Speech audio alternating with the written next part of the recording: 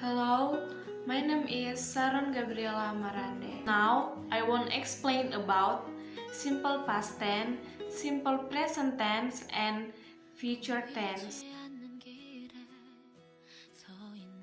Simple present tense is talking about activity which is happen continually or talking about daily activity or habitual.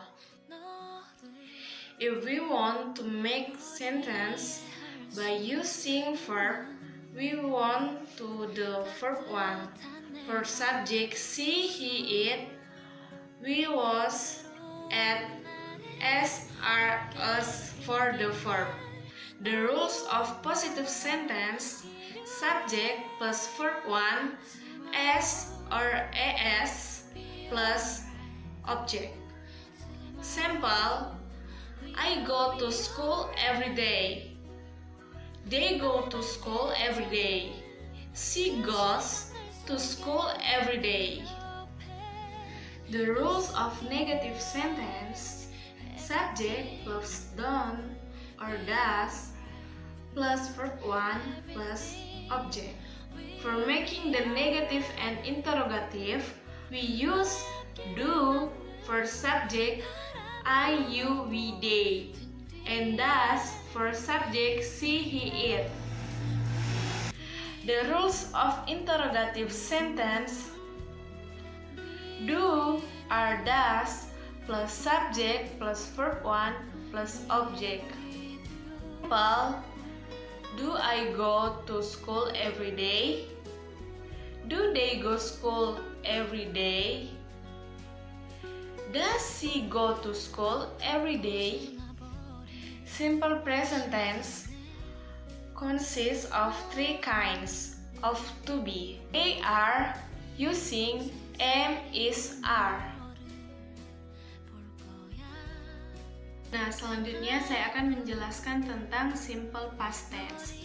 Nah, simple past tense ini digunakan untuk menyatakan sesuatu yang terjadi di masa lampau atau kegiatan yang telah terjadi di masa lampau. Nah, untuk rumus atau rules dari kalimat positif simple past tense, rumusnya itu adalah subject plus verb to plus object. Nah, yang sebelumnya yang di simple present tense menggunakan kata kerja bentuk pertama, tapi untuk simple past tense telah menggunakan bentuk kata kerja kedua. Bentuk kata kerja kedua ini misalnya dapat ditambahkan ed atau d pada bagian terakhir kalimat kata kerja bagian pertama. For example atau contohnya di bagian positif ini, I was born in Sulawesi, atau dulu saya lahir di Sulawesi. Selanjutnya untuk kalimat negatifnya di simple past tense, rumusnya atau rulesnya itu ada subject plus did plus not plus verb one. Nah, jadi harus diingat kembali bahwa pada simple past yang menggunakan kata kerja bentuk kedua itu hanya pada bagian positifnya saja. Untuk bagian negatif dan tanda tanyanya atau kalimat tanda tanyanya akan kembali ke bentuk kerja pertama. For example-nya, I did not sleep well last night, atau saya tidak bisa tidur nyenyak tadi malam. Next, untuk kalimat interrogatif atau kalimat tanyanya, rules-nya adalah did plus subject plus verb one. Jadi untuk kalimat tanyanya ingat baik-baik, did-nya harus terlebih dahulu diucapkan, itu baru subjek, dan diikuti oleh kata kerja bentuk pertama. Untuk sampel atau contoh kalimatnya, did you see my bag on the table? Atau apakah kamu melihat tas saya yang ada di atas meja? Nah, untuk yang terakhir, saya akan menjelaskan tentang simple future tense.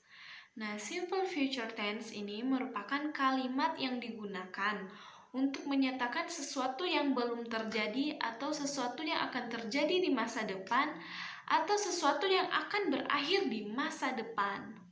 The rules of positive in future tense: subject plus will plus verb 1 plus object. Sharon will take public speaking class tomorrow.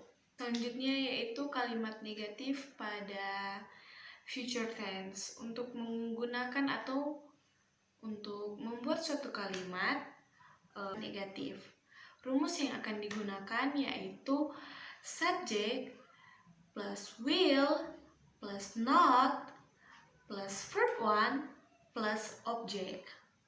Untuk sampelnya adalah you will not know the process until you try. Selanjutnya adalah kalimat tanya.